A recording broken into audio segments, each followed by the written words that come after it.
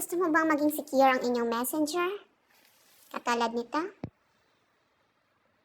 Panoorin mo yung aking video. Turuan kita kung paano mag-messenger lock. So, akin kasi na messenger ay nakalock na. So, using my fingerprint, i-touch lang natin to open.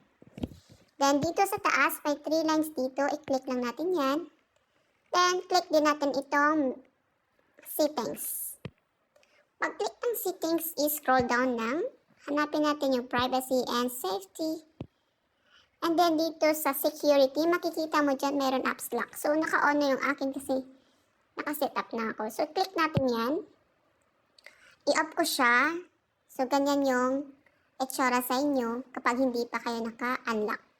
So, i-unlock natin yan. Using your fingerprint, i-touch nyo lang para maging on. And then, maghanap kayo dito kung ilang gustong mong mag-close, ilang minutes, ilang hours.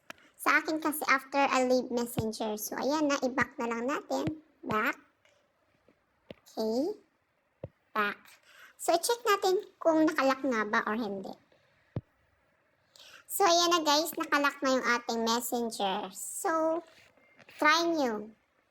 Bye-bye!